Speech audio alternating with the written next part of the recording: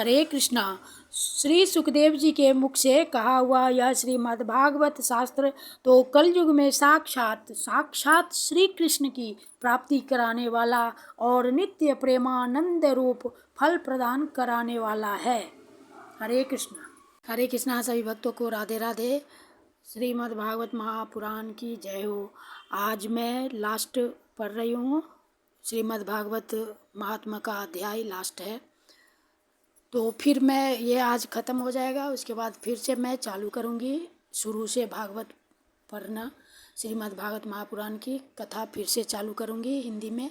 तो आप लोगों को अगर इंटरेस्ट हो तो कृपा करके आप लोग डेली सुनिएगा। मैं अपलोड डेली करूँगी और आप लोग कथा ज़रूर सुनिएगा और धर्म का लाभ उठाइएगा और भक्ति उससे जागृत होता है श्रीमद् भागवत की कथा सुनने से।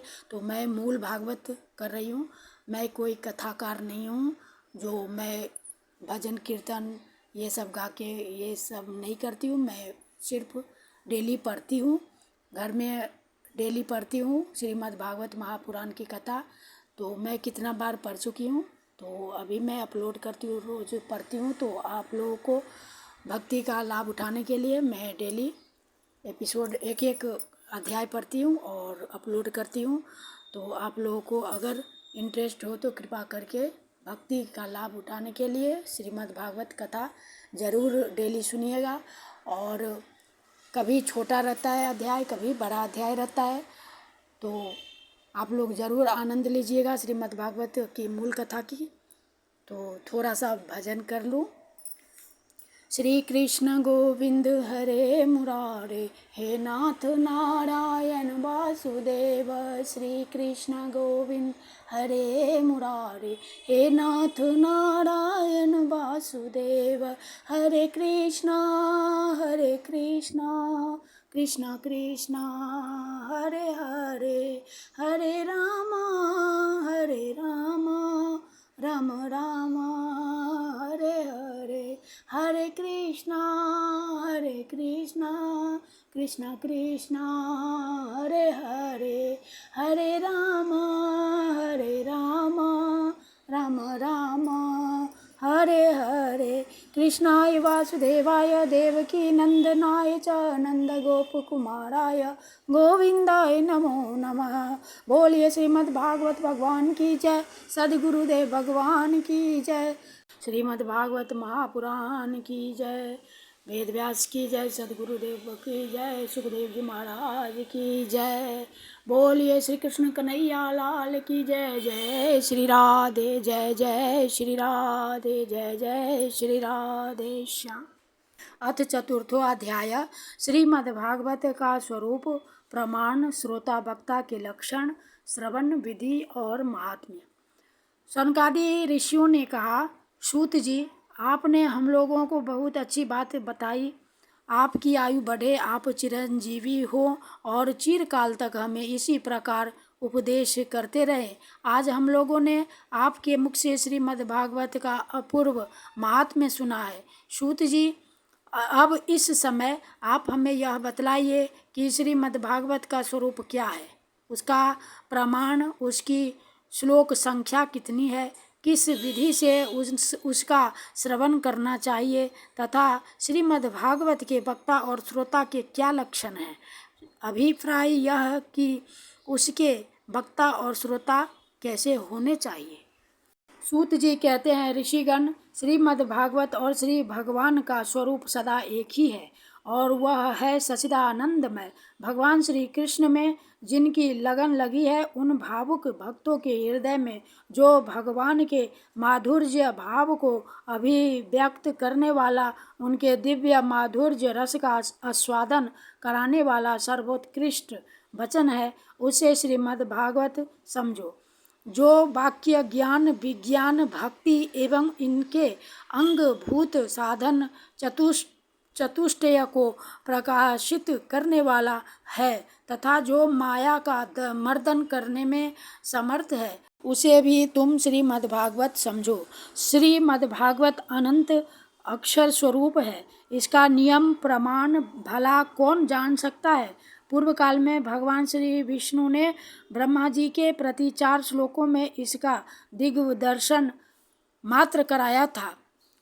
विप्रवगण इस भागवत की अपार गहराई में डुबकी लगाकर इसमें से अपनी अभीष्ट वस्तु को प्राप्त करने में केवल ब्रह्मा, विष्णु और शिव आदि ही समर्थ हैं, दूसरे नहीं।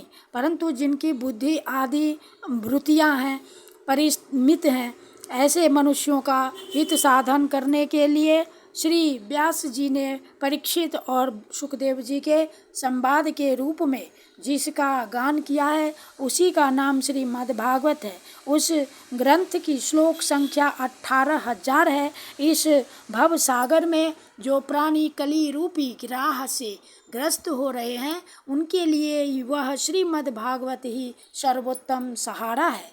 अब भगवान श्री कृष्ण की कथा का आश्रय लेने वाले श्रोताओं का वर्णन करते हैं। श्रोता 2 प्रकार के माने गए हैं, प्रवर यानी कि उत्तम तथा अवर यानी कि अधम। उत्तम और अधम 2 प्रकार के श्रोता होते हैं। प्रवर श्रोताओं के चातक, हंस, शुक और मीन आदि कई भेद हैं। अवर के भी वृक, भूरुंड, वृष और उष्ट्र आदि अनेकों भेद बतलाए गए हैं। चातक कहते हैं पपीहे को। वह जैसे बादल से बरसते हुए जल में ही स्पृहा रखता है, दूसरे जल को छूता भी नहीं है। उसी प्रकार जो श्रोता सब कुछ छोड़कर केवल श्री कृष्ण संबंधी शास्त्रों के श्रवण का व्रत ले लेता है वह चातक कहा गया है। जैसे हंस दूध के साथ मिलकर एक हुए जल से निर्मल दूध ग्रहण कर लेता है और पानी को छोड़ देता है, उसी प्रकार जो श्रोता अनेकों शास्त्रों का श्रवण करके भी उसमें से सार भाग अलग करके ग्रहण करता है उसे हंस कहते हैं। जिस प्रकार भली भांति पढ़ाया हुआ श्रोता अपनी मधुर वाणी से शिक्षक को तथा पास आने वाले दूसरे लोगों को भी प्रसन्न करता है, उसी प्रकार जो श्रोता कथावाचक व्यास के मुँह से उस उपदेश सुनकर उसे सुंदर और परिमित वाणी में पुनः सुना देता और व्यास एवं अन्यान्य श्रोताओं को अत्यंत आनंदित करता है वह शुक कहलाता है। जैसे क्षीर सागर में मछली मौन रहकर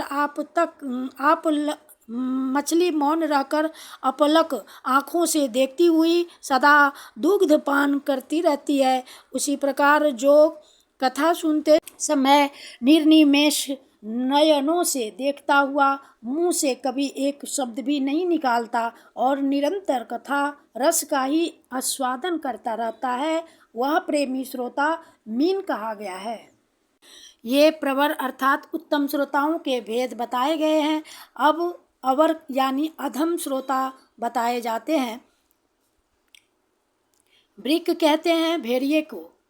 जैसे भेड़िया वन के भीतर बेनू की मीठी आवाज़ सुनने में लगे हुए मृगों को डराने वाली भयानक गर्जना करता है, वैसे ही जो मूर्ख कथा श्रवण के समय रसिक श्रोताओं को उद्विग्न करता हुआ बीच बीच में जोर जोर से बोल उठता है वह वृक कहलाता है।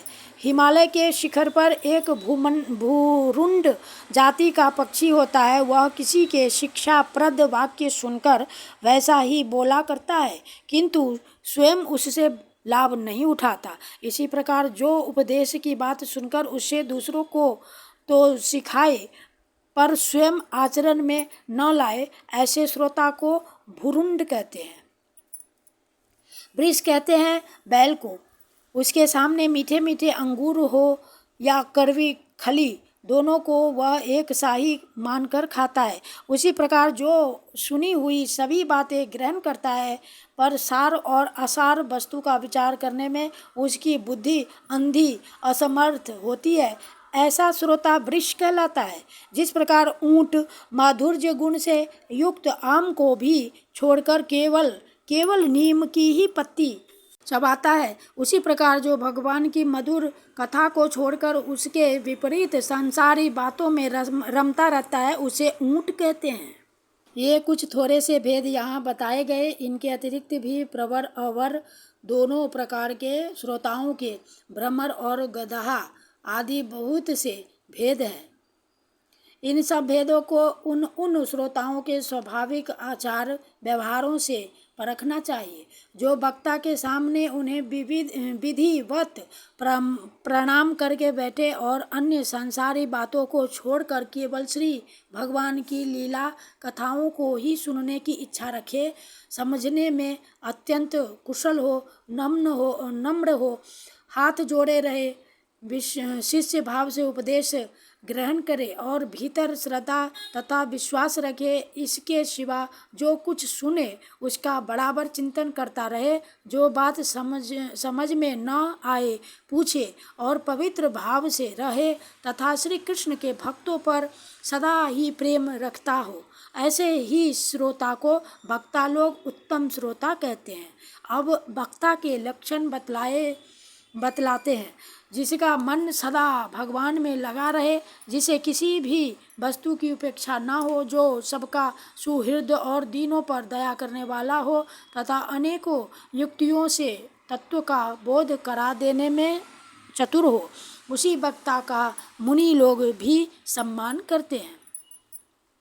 विप्रगण, अब मैं भारतवर्ष की भूमि पर श्रीमद् भागवत का कथा सेवन करने के लिए जो आवश्यक विधि है उसे बतलाता हूँ, आप सुने।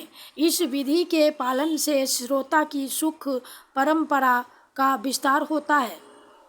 श्रीमद् भागवत का सेवन 4 प्रकार का है: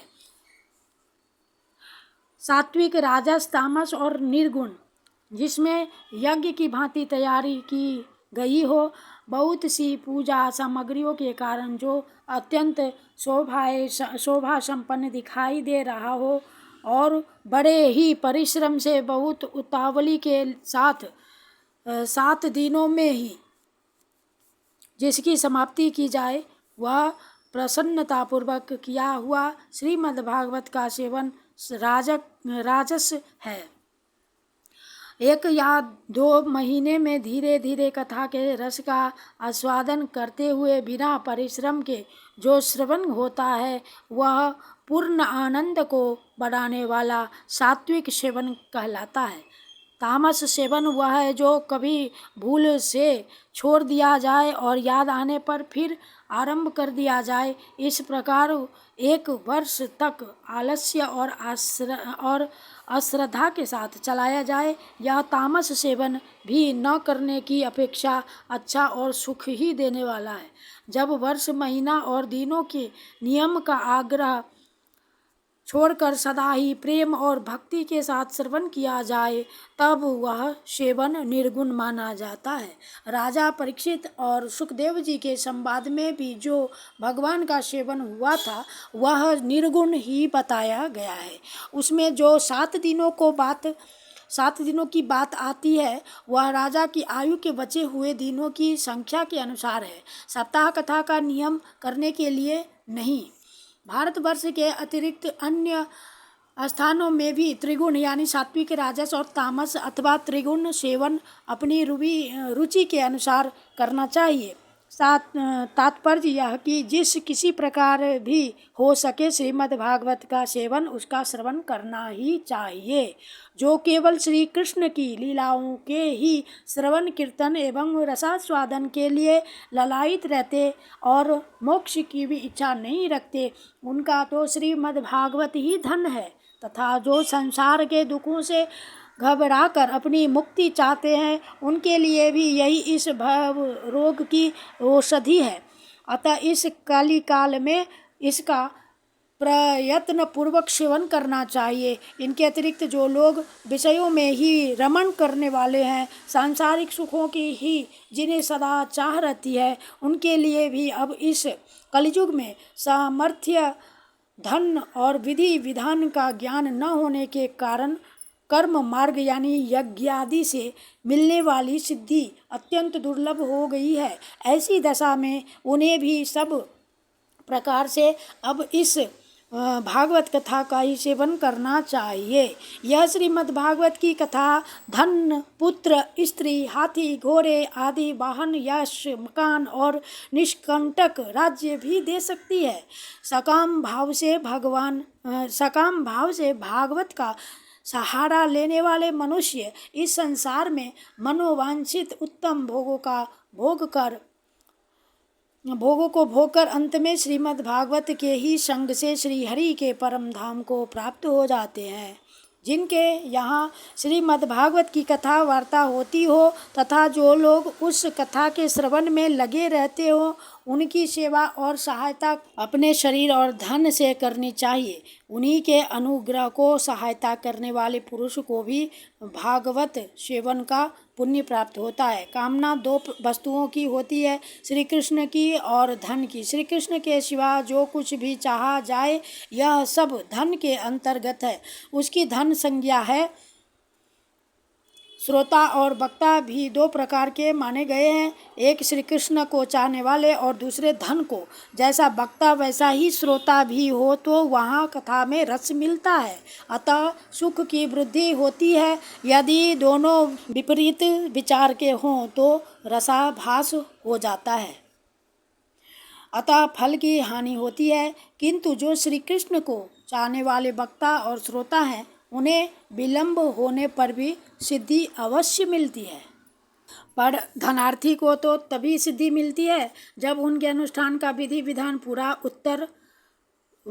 उतर जाए। श्री कृष्ण की चाह रखने वाला सर्वथा गुणहीन हो और उसकी विधि में कुछ कमी रह जाए तो भी यदि उसके हृदय में प्रेम है तो वही उसके लिए सर्वोत्तम विधि है। सकाम पुरुष को कथा की समाप्ति के दिन तक स्वयं सावधानी के साथ सभी विधियों का पालन करना चाहिए। भागवत कथा के श्रोता और वक्ता दोनों के ही पालन करने योग्य विधि यह है। प्रतिदिन प्रातःकाल स्नान करके अपना नित्य कर्म पूरा कर ले, फिर भगवान का चरणामृत पीकर पूजा के सामान से श्रीमद् भागवत की पुस्तक और गुरुदेव यानी व्यास जी का पूजन करे। इसके पश्चात अत्यंत प्रसन्नतापूर्वक श्रीमद् भागवत की कथा स्वयं कहे अथवा सुने, दूध या खीर का मौन भोजन करे, नित्य ब्रह्मचर्य का पालन और भूमि पर शयन करे, क्रोध और लोभ आदि को त्याग दे। प्रतिदिन कथा के अंत में कीर्तन करे और कथा समाप्ति के दिन रात्रि में जागरण करे। समाप्ति होने पर ब्राह्मणों को भोजन कराकर उन्हें दक्षिणा से संतुष्ट करे। कथावाचक गुरु को वस्त्र आभूषण आदि देकर गौ भी अर्पण करे। इस प्रकार विधि विधान पूर्ण करने पर मनुष्य को स्त्री, घर, पुत्र, राज्य और धन आदि जो उसे अभीष्ट होता है वह सब मनोवांछित फल प्राप्त हो जाता है। परंतु सकाम भाव बहुत बड़ी विडंबना है, वह श्रीमद् भागवत की कथा में शोभा नहीं देता। श्री सुखदेव जी के मुख से कहा हुआ यह श्रीमद् भागवत शास्त्र तो कलयुग में साक्षात श्री कृष्ण की प्राप्ति कराने वाला और नित्य प्रेमानंद रूप फल प्रदान करने वाला है। हरे कृष्णा। इति श्री स्कंदे महापुराण समाप्तमिदं श्रीमद्भागवत महात्म्यम्। ओ हरि ओम तत्सत्। श्री कृष्ण गोविंद हरे मुरारी, हे नाथ नारायण वासुदेव। श्री कृष्ण गोविंद हरे मुरारी, हे नाथ नारायण वासुदेव। हे नाथ नारायण वासुदेव, हे नाथ नारायण वासुदेव। हरे कृष्णा कृष्ण कृष्ण हरे हरे, हरे रामा राम राम हरे हरे। हरे कृष्णा कृष्ण कृष्ण हरे हरे, हरे राम राम राम हरे हरे। कृष्णाय वासुदेवाय हरे परमात्मने प्रणतक्लेशनाशाय गोविन्दाय नमो नमः। हे कृष्ण करुणा सिंधु दीनबंधु जगतपते गोपेश गोपिका कांत राधा कांत नमस्तुते। श्री कृष्णार्पणम कृष्णार्पणम कृष्णार्पणम। बोलिए श्रीमद् भागवत भगवान की जय, सद्गुरुदेव भगवान की जय। जय श्री राधे, जय जय श्री राधे, जय जय श्री राधे श्याम।